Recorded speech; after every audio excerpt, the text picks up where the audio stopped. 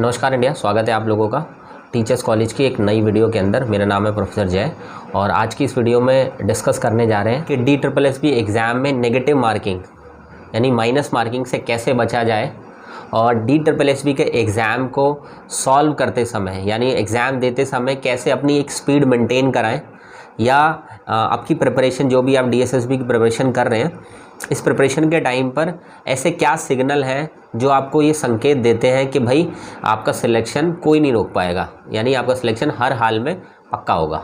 काफ़ी सारे ऐसे बच्चे होते हैं जो कि DSSB की प्रिपरेशन तो बहुत अच्छी कर रहे हैं, लेकिन वो कॉन्फिडेंस नहीं आ पा रहा उनके अंदर, जो कॉन्फिडेंस एक्चुअली में चाहिए होता है एग्ज़ाम से पहले और या अपनी प्रिपरेशन के समय। ठीक है, तो ऐसे बच्चे क्या करें, इसके बारे में, इन सभी चीज़ों के बारे में डिटेल में डिस्कस करते हैं। सबसे पहले बात करते हैं कि नेगेटिव मार्किंग से कैसे बचा जाए। तो देखो, सबसे पहली एक चीज़ हमेशा बात ध्यान रखना कि नेगेटिव मार्किंग बहुत अच्छी बात होती है। अच्छी बात इसलिए होती है क्योंकि नेगेटिव मार्किंग से ना जो कंपटीशन है वो बहुत कम हो जाता है। ठीक है, क्योंकि लोग बाग अटेम्प्ट ही नहीं करते क्योंकि उनको पता है कि हमारे नंबर कट जाएंगे ऑलरेडी, जो हमने मार्क्स हमें मिलने वाले हैं। ठीक है, तो ये बहुत अच्छी बात होती है। एंड सेकंड थिंग, मैं यही कहना चाहूँगा कि कभी ऐसा होना ही नहीं चाहिए कि आपको क्वेश्चन के आंसर्स ना आते हो। ठीक है, मतलब आप प्रिपरेशन इस लेवल की करो कि आप कोई भी क्वेश्चन आपके एग्ज़ाम में ऐसा ना हो कि आपको नहीं आता और आपको उसको वहाँ पर गलत फिल करना पड़े ऑप्शन, या आपको वहाँ पर अपना तुक्का लगाना पड़े। ठीक है, तो ये रेयर ही होना चाहिए। ये मतलब कुछ लिमिटेड से 5-10 क्वेश्चन में हो सकता है, वो चलता है। लेकिन अगर आप सोचें कि बहुत सारे क्वेश्चंस के अंदर हमें ऐसा एक ट्रिक मिल जाएगी कि भाई जिससे हम नेगेटिव मार्किंग से बच जाएंगे और हमारे मार्क्स आ जाएंगे अगर हम तुक्का भी लगाएं, तो ये गलत होगा। ठीक है, तो ये जो भी नेगेटिव मार्किंग से बचने के लिए सिर्फ 5-10 क्वेश्चन, जो कि बहुत मेहनत करने के बावजूद भी आप उनके आंसर्स नहीं बता पाते, उसके लिए। ठीक है ना, मेहनत जमकर करो। देखो, मैं आप लोगों के साथ हूँ, मैं आपके साथ डबल मेहनत करने के लिए तैयार हूँ, तो इसलिए कोई भी कमी ऐसी मत छोड़ो कि आपको नेगेटिव मार्किंग से बचने के तरीके ढूंढने पड़े, क्योंकि ऑलरेडी अगर आपको क्वेश्चंस के आंसर्स आते हैं तो फिर नेगेटिव मार्किंग से बचने की कोई ज़रूरत नहीं है। ठीक है, लेकिन एट लास्ट अगर फिर भी ऐसे 5-10 क्वेश्चन बच जाते हैं जिनके लिए आपको नेगेटिव मार्किंग से बचने की ज़रूरत पड़े, तो उसके लिए मैं आपको 2-3 चीज़ें बता देता हूँ जो कि शायद आपके लिए हेल्प करेंगी। और मोस्ट ऑफली ये चीज़ें देखने को बहुत सारे प्रीवियस के DSSB के एग्ज़ाम्स में देखने को मिली है। पहली चीज़ है बिग बी थ्योरी, यानी ये जनरली पता है कुछ लिमिटेड सब्जेक्ट्स के अंदर ही अप्लाई होती है थ्योरी। जैसे आपका जो मेन सब्जेक्ट होगा, ठीक है, या जिसके अंदर थ्योरी वाले आंसर्स होते हैं, ठीक है, जिसमें लैंग्वेज लिखी होती है ऑप्शंस के अंदर, उस वाले के अंदर है ना, क्या देखना आप, कोई भी एक क्वेश्चन होगा और उसमें 4 ऑप्शंस दिए होंगे। 4 ऑप्शंस में 3 ऑप्शंस ऐसे होंगे कि 3 एक लाइन के होंगे, लेकिन जो एक अलग से ऑप्शन होगा, चाहे वो कोई भी ऑप्शन हो सकता है, जिस पे ज़्यादा मेहनत कर रखी होगी कि 2 लाइनों में होगा या वो 3 लाइनों में होगा। तो हमेशा ध्यान रखना, कोई भी पेपर उठाकर देख लेना, अगर ऐसा कुछ क्वेश्चन मिलता है तो हमेशा आंसर वो 3 या 4 लाइन वाला ही होगा। क्यों? क्योंकि देखो, गलत आंसर के पीछे या गलत ऑप्शन के पीछे कोई भी DSSB बोर्ड या कोई भी बोर्ड मेहनत नहीं करेगा। ठीक है, तो एक तो तरीका ये हो सकता है अपनाने का।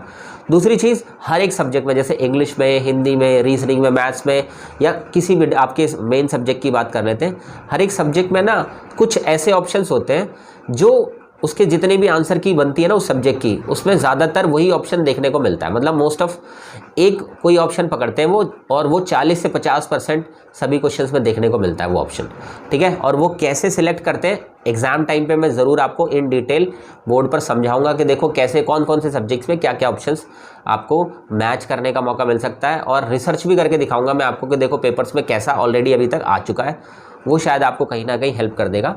तो उसमें आप काफ़ी लेवल तक कर सकते हो। लेकिन ये सारी चीज़ें जो भी बिग बी थ्योरी या एक ऑप्शन बता करके मैं बताना चाहता हूँ, ऑड इवन से भी कर सकते हैं आप, वो तभी पॉसिबल है जब आपके 5 से 10 क्वेश्चन हो, और दूसरी चीज़ उन क्वेश्चंस में आपको थोड़ी सी कन्फ्यूज़न हो। कन्फ्यूज़न इन द सेंस, ऐसा ना हो कि चारों के बारे में कुछ पता ही नहीं है, ऐसा होना चाहिए कि 2 ऑप्शन में या 3 ऑप्शंस के अंदर आप थोड़े से कन्फ्यूज़ हो, तब जा करके ये सारी अप्लाई कर रहे हैं। क्योंकि ये उन लिमिटेड ऑप्शंस पे अगर अप्लाई करोगे तब 50% की एक्यूरेसी आती है। क्योंकि इसको करने से पता क्या होगा, अगर आप मान लीजिए इसको नहीं करते और अपने मन मर्जी से आंसर कर देते हो तो 0.25 मार्क्स कटेंगे। ठीक है, लेकिन अगर इस तरीके से करते हो, कटेंगे उस कंडीशन में भी, लेकिन आपको मान लीजिए एक क्वेश्चन आपने ठीक चला गया, ठीक है, और अगर एक क्वेश्चन आपका गलत चला गया तो 1 नंबर आपको मिल गया और 0.25 आपका कट गया, तो दैट मीन्स 0.75 मार्क आपको मिल गए हैं।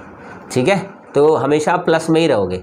तो ये थ्योरी आप अगर अप्लाई करके देखना चाहो तो आप किसी भी DSSB के जो एग्ज़ाम अभी लेटेस्ट में हुए ज़रूर अप्लाई करके देखना, आपको बहुत फ्रूटफुल रिजल्ट्स मिलेंगे, ठीक है। लेकिन ये सिर्फ 5-10 क्वेश्चन के लिए ही करना है आपको, क्योंकि मैं नहीं चाहता कि कोई भी बच्चा मेहनत को छोड़ करके इन ट्रिक्स के भरोसे बैठे या इन ट्रिक्स के थ्रू, क्योंकि मैं ये चाहता हूँ कि आप 100% के लेवल तक पहुँचो। 100% के लेवल पर पहुँचने पर ऐसा होता है कि 5-10% छूट जाता है। उस कंडीशन में हम ये सारी ट्रिक्स का इस्तेमाल करेंगे, क्योंकि मैं कहीं से भी आपको हारने नहीं देना चाहता, ठीक है। और एग्ज़ाम टाइम में इन डिटेल में बोर्ड पर समझाऊंगा कि कैसे आप अगर 2-4% आपके क्वेश्चन ऐसे रह जाते हैं जिसमें आंसर्स नहीं कर पाओ तो कैसे सॉल्व करने। और हाँ, एक चीज़ और, अगर आपको कोई ऐसा क्वेश्चन मिले जिसके ऑप्शंस के बारे में आपको कुछ पता ही नहीं है तो प्लीज़ उसको अटेम्प्ट ही मत करना, कोई भी ट्रिक अप्लाई नहीं होनी वहाँ पर, ठीक है। और अगर मान लो ट्रिक अप्लाई भी होगी तो वो सिर्फ तुक्का होगा, तुक्के पर कोई भी काम नहीं करना, ठीक है। मैंने सिर्फ आपको ये चीज़ें बताई हैं उन क्वेश्चंस के लिए जिन क्वेश्चंस में आपको थोड़ी सी कन्फ्यूज़न हो, ठीक है। अब आगे बात करते हैं कि DSSB एग्ज़ाम में स्पीड कैसे मेंटेन करें। जैसे आप प्रैक्टिस भी कर रहे होगे तो प्रैक्टिस में भी आप स्पीड मेंटेन नहीं कर पा रहे, यानी वो उतने समय में अपना पेपर कंप्लीट नहीं कर पा रहे, है ना। तो उसके बारे में समझते हैं कि कैसे आप बढ़ा सकते हो अपनी स्पीड। देखो, सबसे पहली चीज़ ध्यान रखना, प्रैक्टिस मोर स्पीड। क्या? जितनी ज़्यादा प्रैक्टिस होगी उतनी ज़्यादा आपकी स्पीड होगी। तो ये सबसे पहला पॉइंट अपने दिमाग में ज़रूर ध्यान रखें, क्योंकि स्पीड को बढ़ाने का सबसे बेस्ट तरीका प्रैक्टिस ही है। इसके अलावा कोई और तरीका हो ही नहीं सकता जिससे स्पीड बढ़ाई जा सके, ठीक है। और जो प्रैक्टिस आपको करनी है ना, वो टॉपिक वाइज करनी है, सब्जेक्ट वाइज करनी है, एंड देन फुल पेपर की करनी है, ठीक है। कोई भी है, जैसे मान लीजिए मैथ्स का आप प्रैक्टिस करना चाहते तो टॉपिक वाइज कीजिए, जैसे नंबर सिस्टम की कर ली, टाइम एंड वर्क की कर ली, तो हर एक टॉपिक की आपने प्रैक्टिस कर ली, फिर उसके बाद सब्जेक्ट को उठा लो पूरा, क्योंकि आप इस सीक्वेंस में चलोगे ना तो 100% आपको जो वो कॉन्फिडेंस है वो भी मेंटेन होगा और साथ के साथ आपकी स्पीड भी मेंटेन होगी, क्योंकि आप एक कॉन्सेप्ट क्लैरिटी के साथ चल रहे होगे, आपके दिमाग में कोई कन्फ्यूज़न नहीं होगी। और जब प्रैक्टिस करने के लिए बैठे ना आप, तो सबसे पहले स्टार्टिंग में पूरा पेपर यानी 200 नंबर का पेपर आप 3 घंटे ले करके बैठे और 3 घंटे के अंदर आप पूरा का पूरा पेपर सॉल्व करने की कोशिश करें। जैसे ही समय आपको लगे कि हाँ 3 घंटे में इनफ हो रहा है और 3 घंटे में पेपर कंप्लीट कर पा रही हूँ मैं या कर पा रहा हूँ मैं, तो उसके बाद फिर अपना टाइम घटा दें, 2.5 घंटे कर दें, ठीक है, कि 2.5 घंटे में पूरा पेपर कंप्लीट करना है। फिर उसके बाद फिर घटा दें टाइम, फिर उसके बाद अगर जब आप 2.5 घंटे में कंप्लीट कर पाएँ तो फिर 2 घंटे में कंप्लीट करने की कोशिश करनी है और वॉच को साथ रखना है आपने, ठीक है। फिर उसके बाद फिर 1 आवर 45 मिनट्स के तक आप अपने पेपर को लेकर के जाएं कि पूरा पेपर 1 आवर 45 मिनट्स में आपको ख़त्म करना ही करना है हर हाल के अंदर, ठीक है। तो कहने का मतलब है कि आप जो भी प्रैक्टिस के अंदर अपनी स्पीड रखें वो आपके एग्ज़ाम में मिलने वाले समय से 15 मिनट पहले आपका पेपर ख़त्म होना चाहिए, तब जा करके आप एक अच्छी स्पीड मेंटेन कर पाएंगे। देखो, कुछ सब्जेक्ट्स ऐसे होते हैं जो टाइम सेविंग होते हैं, जैसे कि GK GS है, उसमें अगर आप क्वेश्चन पढ़ोगे ना ऑलरेडी आपको ऑप्शन समझ में आ जाएगा और टिक कर दोगे फटाफट, उसमें ज़्यादा टाइम नहीं लगना, तो ये टाइम सेविंग होते हैं GK GS या करंट अफेयर्स वाला सेक्शन। इसके अलावा एक सेक्शन और होता है जो आपका टाइम सेव कर सकता है, हिंदी का। हिंदी की ग्रामर जनरली बच्चों को आती है, तो हिंदी की ग्रामर भी पढ़ते हैं बच्चे और तुरंत टिक कर देते हैं, ठीक है। इसके अलावा थोड़ा सा टाइम टेकिंग कौन से सब्जेक्ट होते हैं उस पर थोड़ा ज़्यादा समय ले करके पहले से ही चलना पड़ेगा। एक तो मैथ्स है, थोड़ा सा समय ज़्यादा लेकर के चलना पड़ेगा आपको, ठीक है, क्योंकि उसमें आपको सॉल्व करने के लिए समय चाहिए ही चाहिए, ठीक है, क्योंकि अगर एक्यूरेसी चाहिए तो कोई दिक्कत नहीं है, थोड़ा टाइम दे भी देना, ठीक है। रीजनिंग ऐसा है जो 50-50 रहता है कि 50% टाइम टेकिंग भी है और 50% ऐसा है जो टाइम सेव भी कर देगा आपका, ठीक है, कि जल्दी क्वेश्चंस आपके सॉल्व हो जाएंगे, ठीक है। और इसी तरीके से इंग्लिश भी है, 50-50 रहता है कि टाइम टेकिंग भी है 50% और 50% ऐसा है कि जो टाइम सेविंग भी है, ठीक है। तो इनका ध्यान रखें कि आपको इन सब चीज़ों से होकर के ही अपनी जो भी प्रैक्टिस आप कर रहे हैं उसको कंप्लीट करें, ठीक है। अब बात करते हैं कि बहुत सारे बच्चे ना कॉन्फिडेंस फील नहीं कर पा रहे, मतलब इतनी मेहनत करने के बाद भी उनके अंदर कॉन्फिडेंस नहीं आया है। तो उसका सबसे पहला रीज़न यही है कि आप पूरे दिन बैठ करके ऑनलाइन यूट्यूब के ऊपर वीडियोस देखते रहते हैं, पूरा दिन आप अपना कंटेंट कंज्यूम करने में ही समय लगा रहे हैं, जिससे क्या होता है कि एक डाउटफुल जो भी सिचुएशन है वो क्रिएट हो जाती है, ठीक है। या आप इस चीज़ के प्रेशर में आ जाते हैं कि मैंने जो चीज़ें करी हैं क्या एग्ज़ाम में उसके अकॉर्डिंग आएगी या नहीं आएगी, फिर आप दूसरा कंटेंट करने लग जाते हैं। तो इस वजह से मेनली आपका कॉन्फिडेंस नहीं बन पाता है, क्योंकि आप पता क्या कर रहे हैं, आप प्रैक्टिस से ज़्यादा है ना कंटेंट कंज्यूम करने पर फोकस कर रहे हैं, क्योंकि आप जितना ज़्यादा कंटेंट कंज्यूम करोगे यानी जितना पढ़ोगे उतनी ही डाउटफुल सिचुएशन क्रिएट होगी और उतना ही ज़्यादा आप अपने आप को कंफ्यूज कर लोगे, ठीक है, कन्फ्यूज़न में आ जाओगे। तो इसलिए इस चीज़ का ध्यान रखें कि कंटेंट कंज्यूम करने से ज़्यादा प्रैक्टिस पर फोकस करें, वो थोड़ा कॉन्फिडेंस आपका बढ़ा देगी। और एक कॉन्सेप्ट हमेशा याद रखें, लेस इज़ मोर, ठीक है, यानी कम चीज़ों से ही आप ज़्यादा सीख सकते हैं या कम चीज़ों से ही आपका सिलेक्शन बेटर हो सकता है। और कम चीज़ों से मेरा मतलब ये भी है कि कम बुक से पढ़ना है ना, एक ही टीचर की गाइडेंस में पढ़ना है और ज़्यादा स्टूडेंट से, मतलब और भी एस्पिरेंट्स जो तैयारी कर रहे हैं उनसे अपनी प्रिपरेशन को बिल्कुल भी डिस्कस नहीं करना है, क्योंकि अगर वो नेगेटिव होगा तो आपको भी नेगेटिव कर देगा, और अगर वो पॉजिटिव होगा या उसकी प्रिपरेशन अच्छी चल रही होगी तो आप खुद डिप्राइव हो जाएंगे उसकी प्रिपरेशन को देख करके या उसकी प्रिपरेशन के बारे में सुन करके, ठीक है।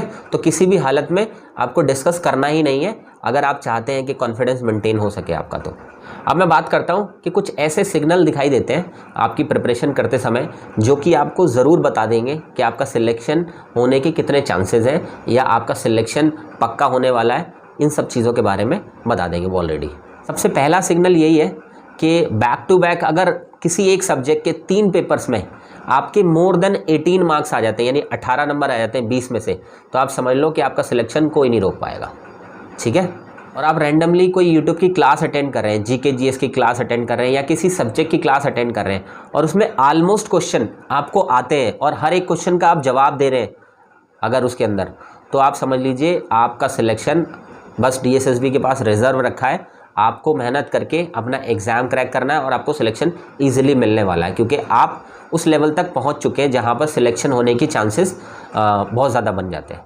और अगर मैं बात करूं कि फुल पेपर की अगर आप प्रैक्टिस कर रहे हो, तो अगर मोर देन 150 मार्क्स आपके आ रहे हैं प्रैक्टिस में, तो आप समझ लीजिए कहीं ना कहीं आप सिलेक्शन के लिए अपने आप को पक्का कर चुके हैं या अपने सिलेक्शन के लिए जो प्रिपरेशन की नीड है उस तक पहुंच चुके हैं आप। या पार्ट 1 की बात करूं, पेपर वन में अगर 85 प्लस मार्क्स आ रहे हैं आपके प्रैक्टिस के अंदर, ठीक है, DSSB के एग्ज़ाम की कोई प्रैक्टिस कर रहे हैं आप, उसमें 85 प्लस मार्क्स पेपर 1 में आ रहे हैं या दोनों पेपर्स के मिला करके 150 प्लस मार्क्स आ रहे हैं, तो आप समझ लीजिए सिलेक्शन की राह पर आ चुके हैं आप। और इसके अलावा अगर आपकी सब्जेक्ट पर कमांड है और आपके सब्जेक्ट के बहुत अच्छे मार्क्स आ रहे हैं आपकी प्रैक्टिस के दौरान, तो आप समझ लीजिए फिर तो आपका सिलेक्शन कोई रोक ही नहीं सकता, क्योंकि सब्जेक्ट एक मेजर इंपॉर्टेंट रोल प्ले करता है आपके सिलेक्शन में।